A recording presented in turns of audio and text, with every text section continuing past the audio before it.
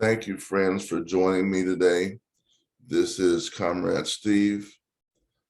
I have been away for a few weeks, but I'm back and want to share a few comments about the situation that's going on in this country and around the world.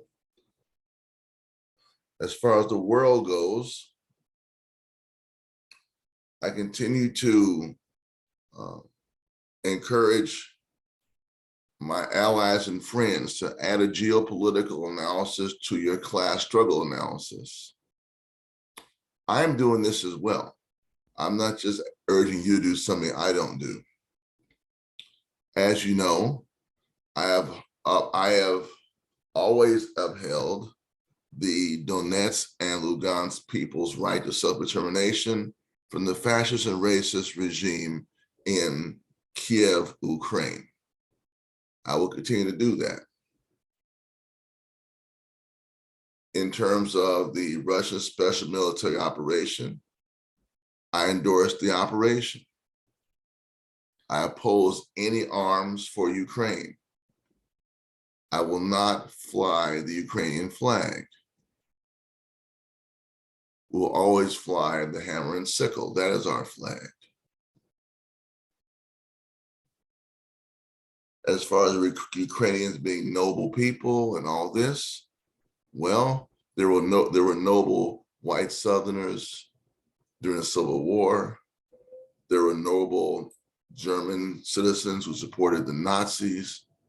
There were noble people in all parts of the world through history that are on the wrong side. Ukraine is a territory run by right-wingers in the alliance with the United States imperialism and British imperialism. And we should not have any allegiance to that nation or their ruling class.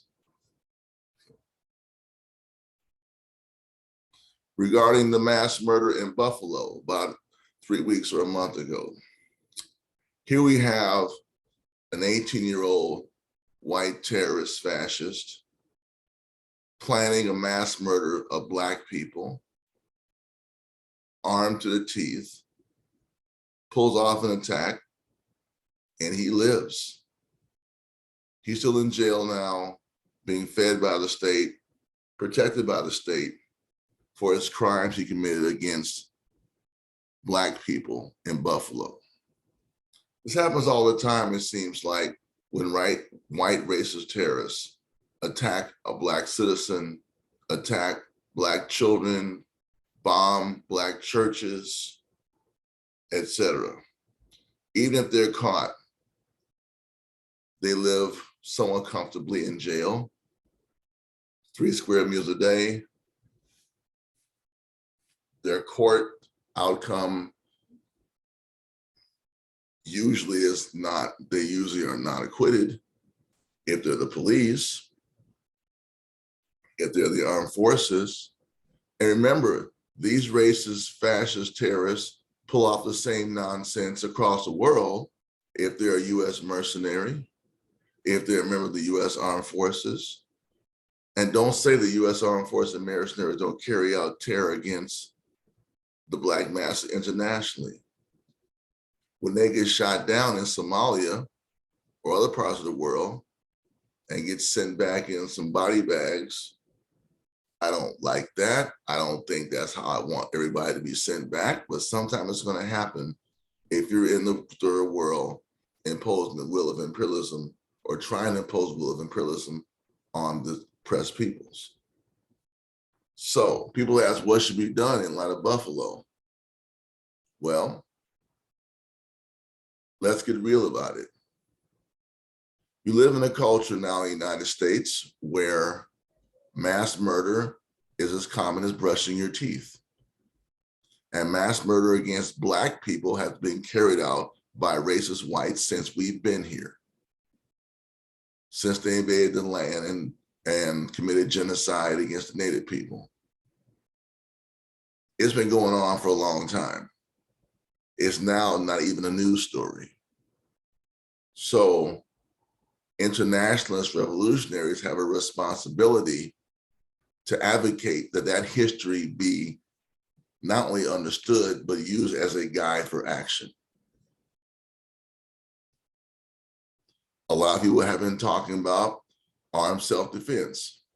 Of course, that has been one of the ways that the Black masses and Black revolutionaries and freedom fighters have stayed alive, is by practicing armed self-defense, and this should continue.